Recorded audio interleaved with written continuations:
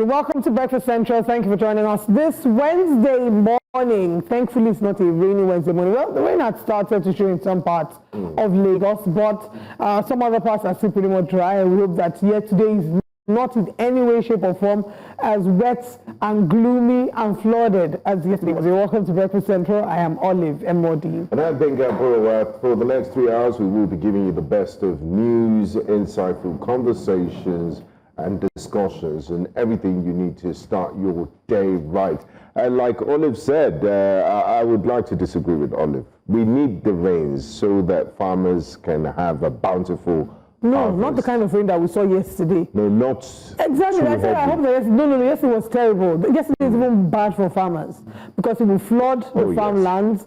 It would just really, it would do damage to their farming. Yesterday was terrible. Not only was it rainy, in fact, my car right now, I'm praying to God. Do you live in a riverine area, perhaps? I do live in a riverine area. Anyone who lives on the island in Lagos, we live in a riverine area. Because very soon, a number of us are going to be buying like canoe and boats so that you can use it to come to work. I know what to gift you. For my next birthday. A life jacket. And life boy. That's a very good one. A very, very good one. Very considerate. Thank you very much for being a very, very kind. But you know, surprisingly, there was, I'm speaking for this axis of town, there was little traffic. Maybe people just decided not to go out. The schools have resumed, the rain was heavy, and then just moving around this axis was easier than expected. You know how they say it on social media? Peace of mind won't finish mainland people. Yes. That's really what it was. Why the rest of us? Palpitation won't really finish us. But that's why you are called highbrow Lekki, highbrow Victoria Island. They don't use highbrow. Highbrow is not for nothing, in it. Ikeja is just ordinary Ikeja. Wow, okay. The floods, the rain, the gloomy weather wasn't the only sad thing that happened yesterday. One very sad thing that happened was the fire outbreak that we saw in two different parts.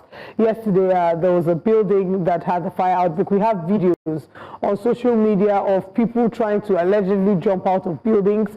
Initially, it was a very sad thing. Initially UBA had people had thought that it was a UBA building in Marina that was on fire. And then UBA put out a statement saying that, contrary to reports, public reports, that it's not the UBA building in Marina that was on fire. And the Nigeria Fire Service had also put out. So if our producers can please share the press release and the tweets that these handles had put out talking about what the true position is regarding the fire. But it's a really sad thing that every year, towards the end of the year, it feels like there's always a fire incident in Lagos. I mean, just to quote your second most used quote, after two things can exist at the same time. Your second most used quote is when you keep doing the same thing over and over again. It's insanity, innit? Innit? Yeah, so we've noticed the trend, especially in the Lagos Island area, where you have this closed markets of fire incidents year on year, and we've not been able to nip this in the bud or find a permanent solution to it, which has led to loss of billions of naira in property. But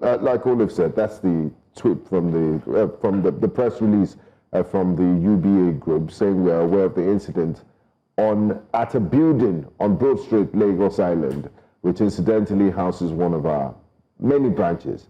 As against online reports and social media, the affected building is not the UBA House Marina, the bank's head office. We have ensured the safety and well-being of our staff and customers in the branch.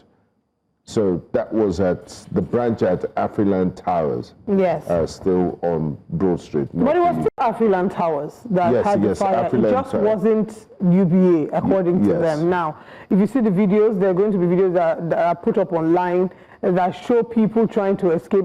I couldn't watch a number of these videos. And this is quite a new building, so I'm wondering. Right. They say that the fire originated from an inverter house, from one of the inverter rooms in the building, and unfortunately, I can imagine the impact of this. Lagos State Fire Service had also put out a tweet detailing what had happened. They had said that they responded to the fire outbreak at this 4-story building with the blaze reported from the 4th floor.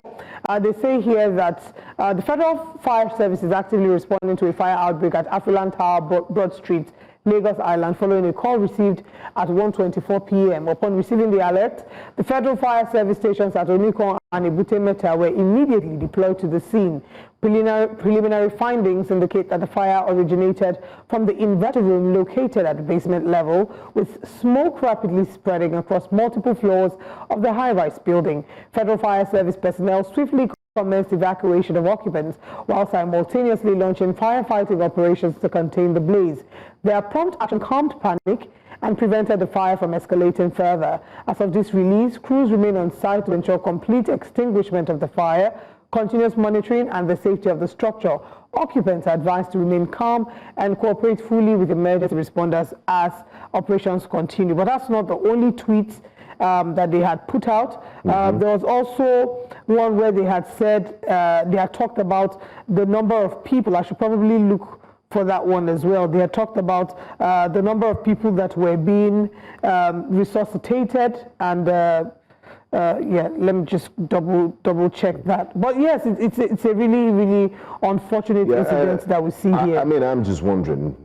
It's a disaster. It's a fire incident, and you know it's easier to have the luxury of hindsight and speak after the fact. But yes, looking at those workers in that building trying to get out from the window doesn't leave much to be desired. You wonder where the fire exits are if they don't have regular fire drills for such a building. I mean, it's something your health and safety units should engage in fire drills regularly. We used to do it at our former workplace. We used to have fire drills. There will be false alarms and all of that, so you can get used to it. And then there's a general assembly point where you go to in case of a fire. Just to quickly mention, I forgot to, you know, I don't believe that, I don't know that we have this tweet yet, but there was an update. They said a total of 9 victims have been rescued, 5 individuals have been successfully resuscitated, several others escaped unhurt, while efforts are currently ongoing to resuscitate the remaining 4 individuals. That's the latest. But the unfortunate thing is, while that fire was happening in Afriland Towers, that's not the only fire that we had yesterday. Mandelas as well. We had another fire in Mandelas, and New Central was got a much bigger fire that is on even till this morning. Because we have our terrible Israel was on the 6 a.m. news, and just a few minutes ago it gave us live updates from the scene of the fire, and it's terrible. I mean, traders have been gnashing their teeth, complaining about how much they've lost, and you can just feel a sense of hopelessness from the people we spoke with. And kudos to the men of the Federal Fire Service and Lagos State Fire Service. They've been on the scene since 8 p.m. Last night, since they got this distress call. Right, kudos to the men of the fire and they're service. Still there now, trying to put out the They fire. are still there. It really baffles me, because if I look at fires in Balogun Market over the years, multiple fire incidents, 2012, 2019, 2020, you can see there, it feels like almost towards the end of the year, there's almost always a fire outbreak at Mandelas. Imagine the millions that is lost in this accident. So the question is, if we know that there's a potential for fire outbreaks to happen in these places because of how clustered the buildings are, what safety measures are put in place to ensure that these fires do not happen, and that when they happen, that these fires are being contained? These are markets, so any slight mistake, someone dropping a random cigarette somewhere, one building having a spark, you know, that will definitely, you know, cause an an outpouring of fire around the market. It's really terrible. It's sad, and like you always say, this is not the first time it's happening. You know, this market is highly susceptible to fire incidents. What are the measures in place? Do these shops have fire extinguishers? Have they tried to put fire hydrants around that area? What emergency measures do you have? And they should be okay. There's a Federal Fire Service on Lagos Island, but is it close enough, knowing that this market that is always full? I feel the traders should have a self-help type of mechanism and not always wait for the federal government to deal with this. But in our Nigerian attitude, like we like to, you know, it won't happen to me, we'll pray over it and look at the results. And fire, the speed at which fire travels. Fire feeds on oxygen, so long as there's air. And then that Mandelas is famous for fabric and wares. These are highly flammable materials. Yes. So I can imagine the rage of which the fire was. I mean, I'm really sad. I know that News Central had. We had our correspondents there to interview. We have some of the videos we can play of people who were personally affected by these fires, people who lost their businesses. And another question would be to find out, do these markets, these traders, do they have insurance for their business? It would be great for the government to have regular routine awareness, to put systems and structures within the market that teaches them about how to prevent a fire, how to control a fire, and then emphasize the need for them to insure their properties, because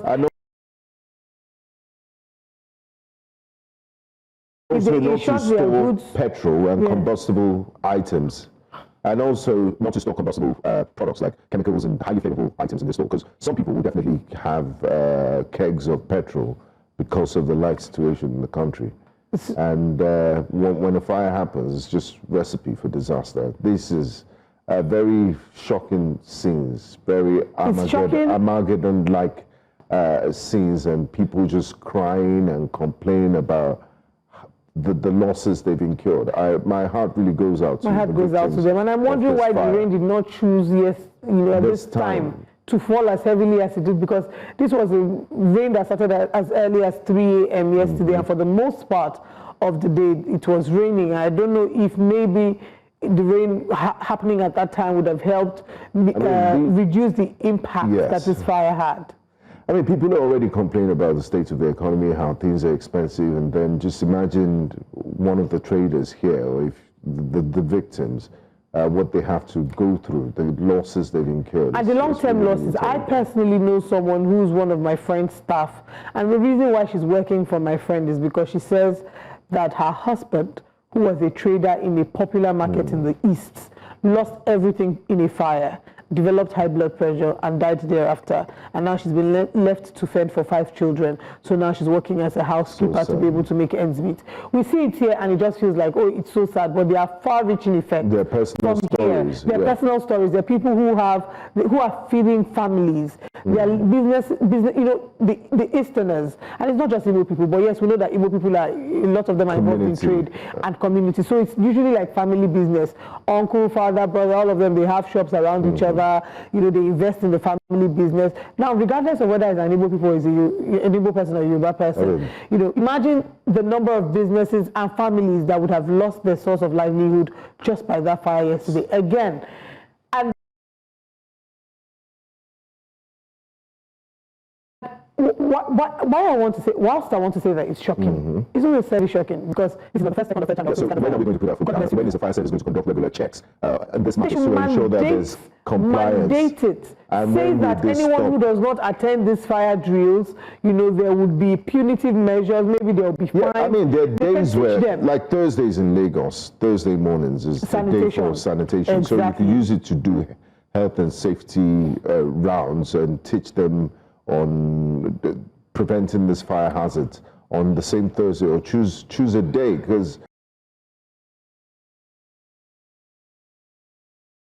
it's better to sacrifice a few hours of your business and save millions of naira to prevent disaster from occurring in the future. Or just, okay, we put out the fire, we'll go back to business. If you go back to business, this will happen. Yes. So there's that, ensuring that we're teaching them how to prevent, how to contain a fire, but also teaching them the importance of insurance. And then maybe we now need to look into planning, the planning of the market. The market is very congested. Is there possibly a way, I don't know how that can happen, but is there possibly a way that our market can, in different parts be restructured in a way that we can expand the market, decongest it? Because if you go to Lagos Island is so clustered. You are walking the next person's body. Tejo show was like this before, and then it's now modernized. You have solid. So maybe it's time to visit the conversation about modernizing Lagos Island and ensure, because it's a huge business hub. People travel from different parts of the country to come shop at Lagos even Island. West Africa, the entire West African sub-region. But the good news is that there are no reported casualties. Hopefully there will not be long-term casualties of people that will develop high blood pressure because they've lost this. Just to say that thankfully there are no loss of life. Yes, our heart goes out to the people who were attacked here, and then to say that our hearts go out to the people who were, who died thankfully, no, not died, who lost their properties. We're grateful nobody died, and we hope that they can, find some form of comfort, knowing that when there's life, there's hope. Let's see what Nigerians are saying regarding the fire outbreak, both at Mandilas and at Afriland Towers. Someone says, well, this is not UBA, just to correct you. It is not UBA. This is not UBA. They are saying like this, that it's not UBA, so maybe we will not take showcase tweets. Yeah, then, I mean, how can we... The first thing that's happening, we're doing shame. I don't know. Anyway, Udwak says there was no timely fire service at the location we refer to as the heartbeat of the metropolitan state. I was shocked watching the UBA incident. Like, doesn't the building have a risk assessment or an evacuation plan for fire emergencies? It should be mandatory for public. Again, it is Afriland Towers, it is not UBA. It's Afriland Towers, but they should have... Well, anyway, someone says, if you have the means, please Jakba. If you have properties, please sell them and Jakba. It is better to start afresh in a foreign land that values life than to remain in a country where life is cheap and even the basics are luxury. Meanwhile, the new central team was there yesterday, and they unfortunately... and they're still there. Yeah, they are still there at this moment. While they're reporting live, they're being attacked by thugs trying to do the job. The press should not be stifled by government or by thugs. The press should be allowed to do their job. And here's a video of Israeli Forobo and some members of our team being unfortunately attacked at the point where they were, this was happening live. He was live on TV, and this was caught live on TV. The good thing is, I mean, his face has been marked, and they've tagged the men of the Nigerian police to do the needful. So hopefully by today we'll get some feedback from the Lagos State Police Command, because this is all shades of wrong. Not only are you harassing and assaulting law-abiding citizen while in line of duty, you're preventing him from doing his constitutional duty.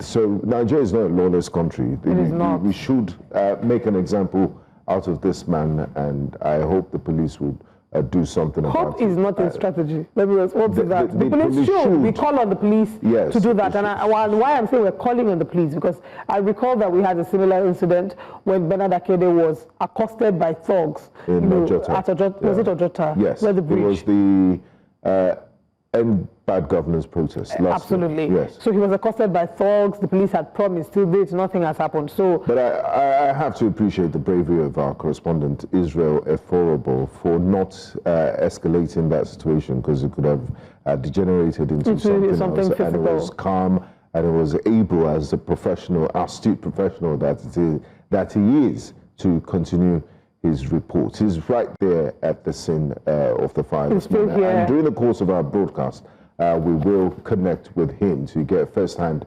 information and live updates from the scene of the fire in Mandelas. All right. Anyway, we'll be moving on from that story and now bringing you an update on another story this morning, still on Wake Up Conversations. Popular Nigerian actress Dayo Amusa, she got into some sort of I don't know if she was the one who got in there, but a popular content creator made a list of top 5 Nigerians living with HIV in July 2025. And he listed her there. She, of course, did not take this lightly and said she would make him pay for it. Eventually, he was arrested and detained at Mansi for 2 days. And now he's been released. She says that she decided to forgive him, that to err is human and to forgive is divine. And she decided to forgive him after she found out that he's just 27 years old. He's just lost his mother, and that she met members of his family, and then she's decided to forgive him. The TikToker also went on social media to apologize for what he said. His name is Olaoluwa Shegun. That's the TikToker. Yes, that's the TikToker. This guy looks older than me. He's 27. That's what they said. And that's what we're sticking to. Okay. But let's take a look at the video, at these videos, and then we'll come back to share our thoughts. Hello, beautiful people. Good evening out there. Okay, I'm not going to take much of your time. I'm making this video as regards the pending issue about myself and the content creator that defamed my character and also, put out there wrong information about my HIV status, which has went viral, having people have different impression and opinion about me. But then I did promise I was going to make him a scapegoat, which of course I did. But like I said, I'm not going to take much of your time. Along the line, I got to realize he just lost his mom. Along the line, I got to realize he's just a 27-year-old boy. Along the line, I got to meet a couple of his relatives, including his uncle lawyer. And along the line, they were, they actually reached out to... I spent 2 days locked up in Yaba Panti. And aside from losing my mom, that was absolutely the worst experience of my entire life. I'm sure a lot of people will be in the comments now celebrating, say, yes, they don't finally lock up. Yes, good for you. It's well. We thank God we survived it. Anyway, I just wanted to come here and share my experience being locked up for the very first time in jail. Hopefully my last, because I don't want to ever do anything where it would make me see inside cell again. So, police invited me. I went to Yaba Panti. We did all of that. So showed me the petition. I wrote statement.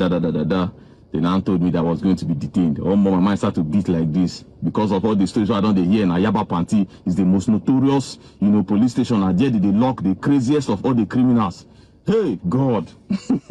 When you're so scared, when shit will come, they worry you. Hot shit been they worry me. I beg the officer, I say, I beg, look, I go shit. Because in my mind, in that place, now people were shitting on their body, people were pissing on their body. That's what I was imagining, that there was no even toilet, nothing, or more. Thankfully, there was actually a toilet inside the jail. So I beg the police officer, say, officer, I beg, make I go shit. The man no agree. By this time, they have removed my shoe, removed all my this, I just did. They walk out barefooted for that place, like, see, Anyway, they took me to the jail cell. As they just brought me to the gate of the jail, like this, a barrage of boys just came. They pushed those one back, opened the cell, threw me inside, and locked it. So when I got into the cell, one rugged-looking guy now came, stood in my front, and that one was behind me. He now told me that I should dobale and say, "Good afternoon, officer." So they call like high-ranking inmates inside that cell. They call themselves officer. Say I should dobale and say, "Good afternoon, officer." That's why I lie down flat on the ground. I say, "Good afternoon, officer." I stand up. They say, "Dobale again."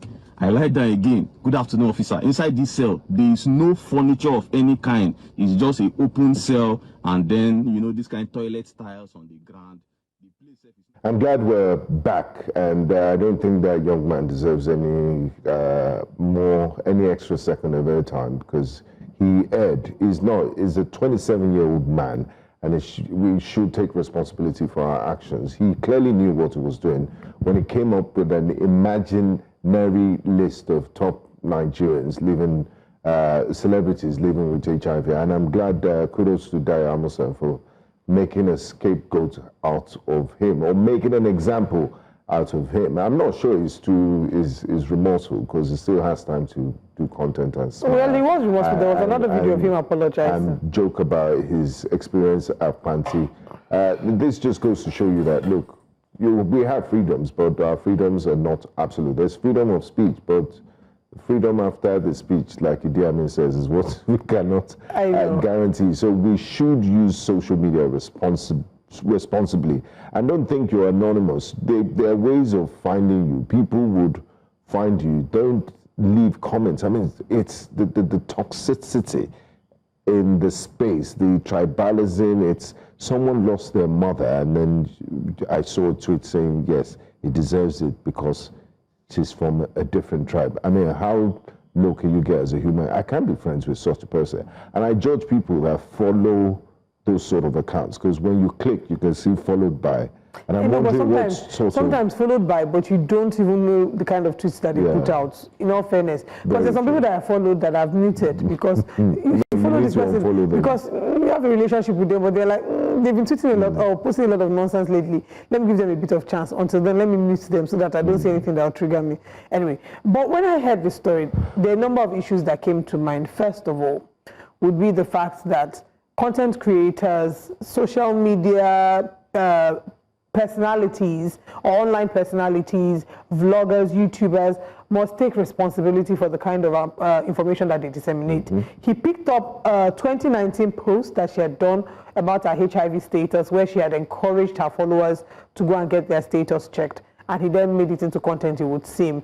So do not put out unverified information as much as you can, make sure that you do your due diligence. But what this shows is that, unfortunately, he was very careless.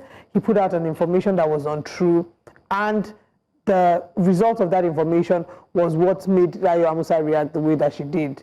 Secondly, it also highlights to me the fact that there is such a huge stigma against HIV and AIDS still in Nigeria, unfortunately. Because if he had said top 5 celebrities living with malaria, Dayo Amusa would come and laugh and say, Kilonshele, what's wrong with you? I don't have malaria. She wouldn't have reacted as she had reacted because they said she has HIV. And HIV is not a death sentence. I wish that this would have been an opportunity as well to collaborate with US, I forgot the name of the organization. Action Aid. And all the people who advocate for the, the information, spreading information about HIV, to say that living with HIV is not a death sentence. There are people that have HIV that live decent quality of lives. They will live as long as they were meant to live, so long as they take their antiretroviral drugs that keep their viral loads low. And that we need to get to a point where, yes, we're fighting against having a complete eradication of HIV, but until we get there, that people are encouraged to go and check. Because if you see that when you are said that you're said to be HIV positive, it's like a stigma. People will not want to go and check. People don't want to know. So I wish that this was an opportunity, a teachable moment for us to advocate that people need to go get checked, which Dayo Amusa eventually did, because she posted and asked people to go and get checked, and she posted that she was negative. So that's that. The third thing that came to mind would be the mode of arrest. He did something wrong. He defamed her. And I put defamed in quotes because it's unfortunate that we've now made HIV look like it's such a terrible thing. So he defamed her. He was invited for questioning by the police. He should have gone with his lawyer. Next time, if you're invited by the police, go with your lawyer. He was invited for questioning. And then from there, they took him straight to Panti. And according to Nigeria's constitution, our constitution provides for the ways in which arrest should be done, and he should have been brought before a court within 24 hours. He wasn't Panti. There should be a court about 40 kilometers from Maybe Panti. He was arrested on a Friday. Well, that's possible. I thought about that as well. I don't know the details of that. So I was a bit concerned about that. But I think, again, it also highlights the issue of the state of our prisons and the very terrible ways in which people are made to live in prisons. If you watch the extended video, that's even a holding cell. Yes. Yeah, if you watch the extended video, he said that the cell he was made to stay in is called Singapore, because that's the best cell in Panti. Wow. And they said it's Singapore because there's a camera there, so when you come in, they will not beat you. That if you go to the other cells, first of all, as you are coming in, they first of all will come in with beating. If you go to like Uganda. or Somalia. So that they would welcome him with beating, that he wasn't beaten, but even in Singapore, there were about 60 in a room. There was an open latrine, so you can literally use the latrine and then come back and stand. So you are inhaling and exhaling smell from the latrine. He talked about the mighty mosquitoes. People slept on the ground. The only reason why he was allowed to sleep on a terrible bunk bed is because the VP, they have presidents and they have vice presidents. They have officer EXCO. The EXCOs in the prison. The vice president apparently recognized him from TikTok and said, I follow you. I have my account turned on. I turned on post notification for you. So he was a fan, and that one guided him. Regardless of whether the person committed a crime or not, the Constitution provides for rights to dignity of human persons. Nigerian prisons strip Nigerians of that right to dignity of human persons. Nigerian cells, Nigerian detention facilities, and even the Nigerian police in some cases. Yes. So I think, again, that this brings about the question of how do we treat people when we're keeping them in holding cells or taking them to prisons. And I know it's easy for people at home to judge and say, you know what, they are criminals, they deserve it. But let's also know that sometimes innocent people end up, and it's not everyone that is detained that is a criminal. So by association, things happen, and people end up in prison. For example, a banker whose subordinate stole money. They were all detained. He had nothing to do with it, and he ran away from the countries, but he was detained. So please, there are decent and they're regular folks that end up in this sort of situations. And please, even if the person is a criminal, they deserve some level of human dignity, like you said. So let's do something about the state of and they deserve to have their day in court. So I think that those were the things that jumped at me when I first heard that story. Like they deserve to be treated like human beings. They deserve to have their day in court. There are people, the number of prisons and cells abroad that even offer better quality of accommodation and life than some people are living. Of course, there are some, in their countries. Unfortunately, there are many postgraduate hall residences in Nigeria, and I can speak for the prisons in Norway, for example. And you know why that is sad? It's sad because when you go to prison, it's supposed to be a rehabilitation, a correctional facility, but it doesn't correct anything because you go there and the quality of life you live is worse, and it makes a lot of them even more hardened. So they come out, they become members of gangs, and they've come out and they become a menace to the society. So how correctional are correctional facilities? It's just a name. I thought when the Nigerian Prison Services changed its name to Nigerian Correctional Services, we would see a change, but nothing seems to have changed, just cosmetic.